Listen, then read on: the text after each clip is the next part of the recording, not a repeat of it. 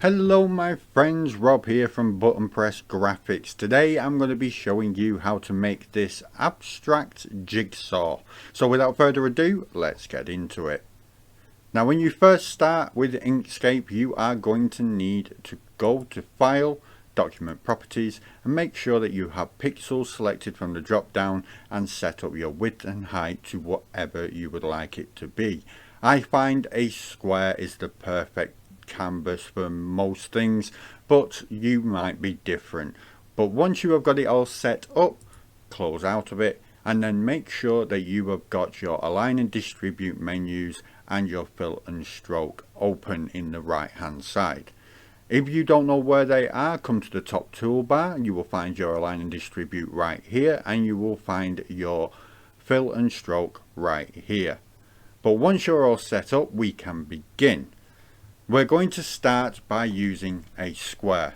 Now it's worth knowing that you don't have to use a square. You can use whatever shape you like, but they have to have an even number of sides, otherwise the method will not work.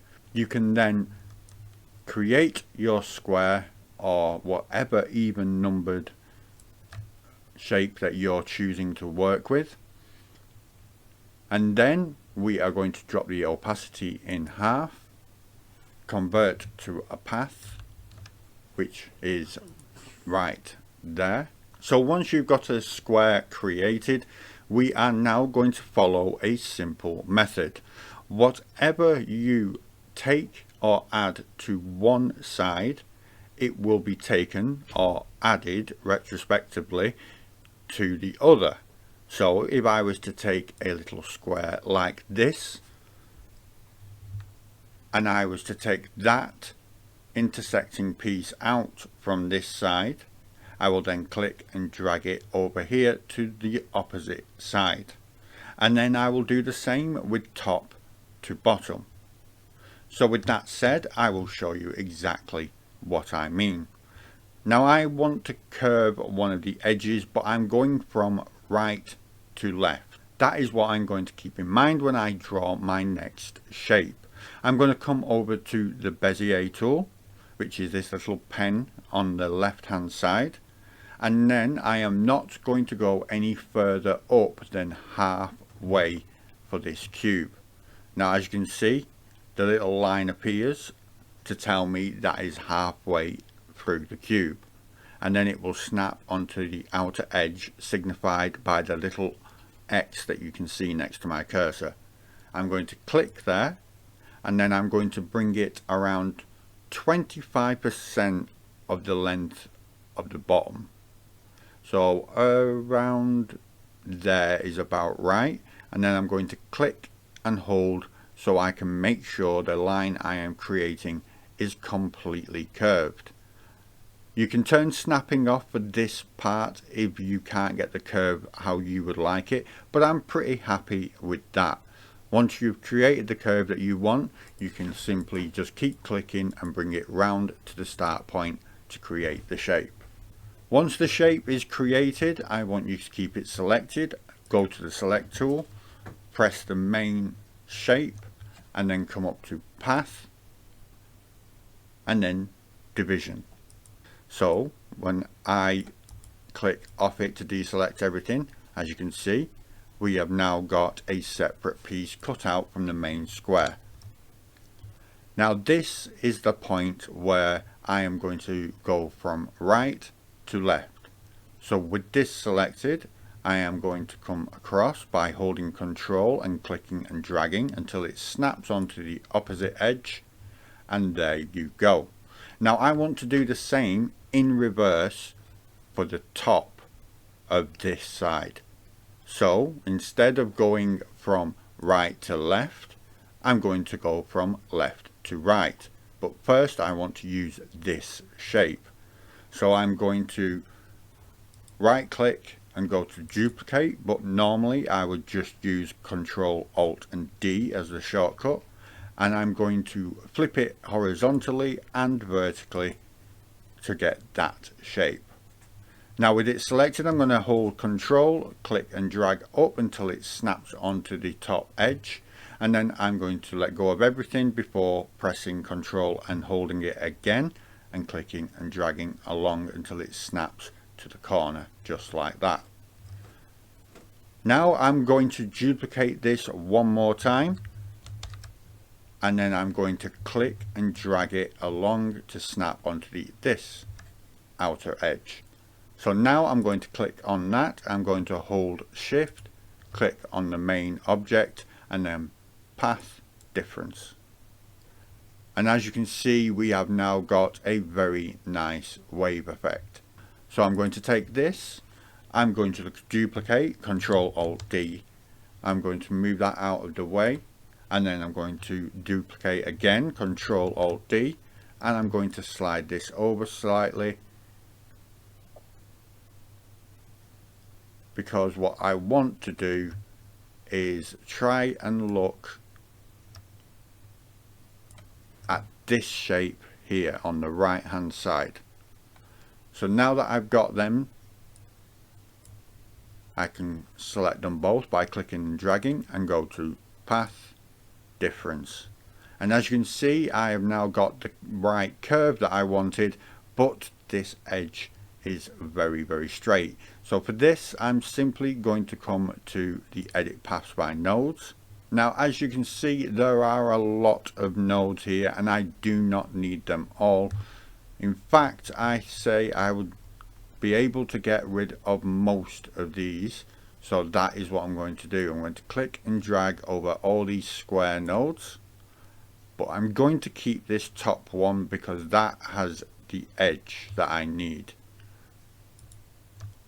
So like that, I'll just hold Shift and select it to deselect that one out of them all, and then hit delete for the rest. And as you can see, it's smartened up the line a lot. So now we're going to do the same with the bottom section, get rid of all the little square nodes, and there we go. We have now got a much better looking line, but this is still straight, so we're going to click and highlight over that and then click delete, and as you can see, this has made it a lot more sharp. Now I'm just going to use these handles to make sure it is looking good, but once it is, we can go back to the select tool, and then we can grab this and come and select where we want to put it, and I think around there is quite good. Now I'm just wanting another piece just like this. I'm going to Control Alt D, duplicate, and then slide it along slightly and keep it around there. Now we've got them two pieces where we would like them.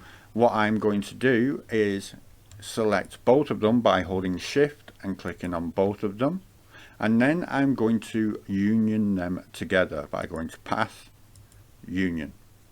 Once you've done that, I am going to Control Alt D to duplicate again, and I'm going to flip it horizontally and vertically, just like that.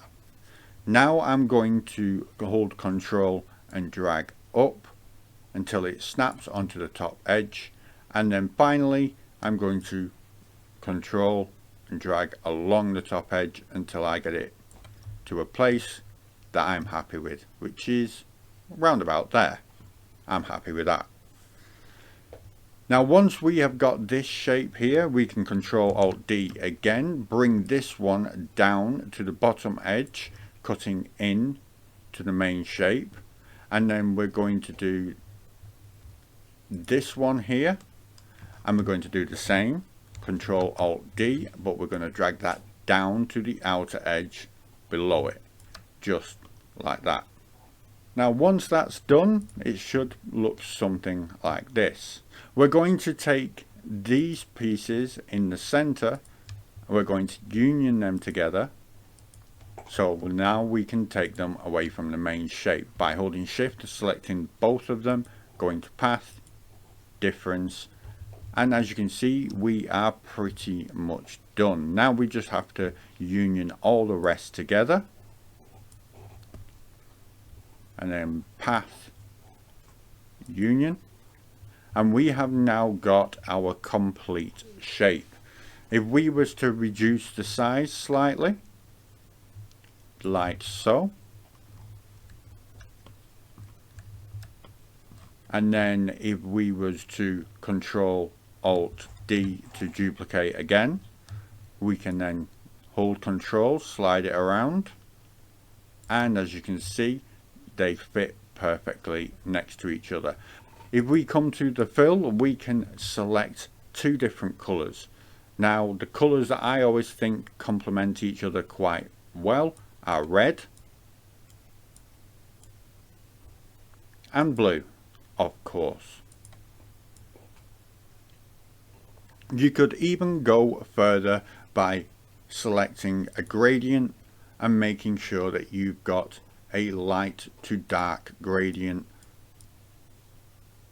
and then have that gradient by using the gradient tool on the left hand side coming up from the bottom to the top, and then do the same for the red but with that color. Linear gradient, come to the bottom color, make sure that's a lot darker, and then make sure it goes from the top to the bottom, or the bottom to the top. And then we can use the select tool to select everything, turn the opacity up, and if we was to Control Alt D again, we can just keep doing this.